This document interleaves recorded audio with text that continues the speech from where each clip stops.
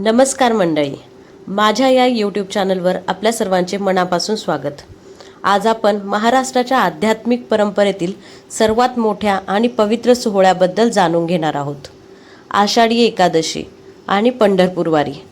दरवर्षी लाखो वारकरी टाळ, मृदुंग, वीणा आणि विठ्ठल नामाचा अखंड गजर करत पायी चालत पंढरपूरमध्ये श्री विठ्ठल रुक्मिणीच्या दर्शनासाठी पोहोचतात।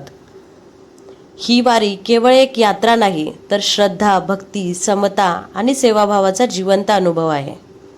आषाढी एकादशीचे महत्त्व काय आहे? तर हिंदू पंचांगानुसार आषाढ महिन्यातील शुक्ल पक्षातील एकादशीला आषाढी एकादशी म्हणतात। या दिवशी भगवान विठ्ठलाची विशेष पूजा केली जाते।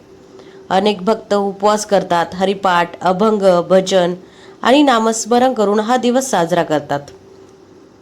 पंढरपूर वारीची परंपरा काय आहे? पंढरपूर वारीला अनेक शतकांची परंपरा आहे।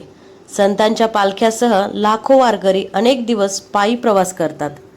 या प्रवासात प्रत्येक वारकरी ज्ञानोबा तुकाराम, रामकृष्ण हरी आणि विठ्ठल विठ्ठल असा नामघोष करत पुढे चालत राहतो। वारकरी संप्रदायात जात, धर्म, श्रीमंती किंवा गरिबी यापेक्षा भक्तीला अधिक महत्त्व दिले जाते। प्रत्येकजण एकमेकांना माऊली म्हणून संबोधतो। ही वारकरी परंपरेची खरी ओळख आहे। वारीतील दिंडी म्हणजे काय? वारीमध्ये अनेक दिंड्या सहभागी होतात। प्रत्येक दिंडीत शिस्त, सेवा, सामूहिक प्रार्थना, भजन आणि कीर्तन यांना विशेष महत्त्व असते। ठरलेल्या वेळेनुसार मुक्काम, भोजन आणि प्रवास केला जातो। हजारो लोक एकत्र असूनही शिस्त आणि परस्पर सहकार्याची सुंदर उदाहरण वारीमध्ये पाहायला मिळते। वारकऱ्याचा दिनक्रम काय असतो? तर पहाटे काकड आरतीने दिवसाची सुरुवात होते। त्यानंतर हरिपाठ, नामस्मरण, पालखी सोहळा आणि पायी प्रवास सुरू होतो। दिवसभर विठ्ठलाच्या नामात तल्लीन होत वारकरी प्रवास करतात।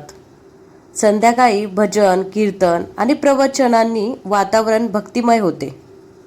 आषाढी एकादशीचा संदेश काय आहे?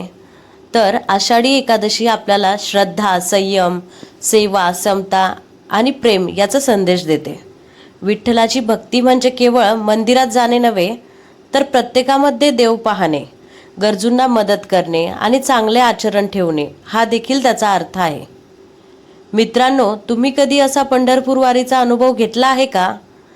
तुमचा अनुभव किंवा भावना आम्हाला कमेंटमध्ये नक्की सांगा।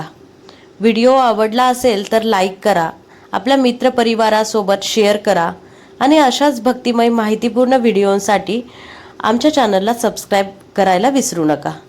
शेवटी सर्वांनी एकदा मनापासून म्हणूया, पुंडलिक वरद हरी विठ्ठल, श्री ज्ञानदेव तुकाराम, राम कृष्ण हरी, विठ्ठल विठ्ठल, जय हरी विठ्ठल।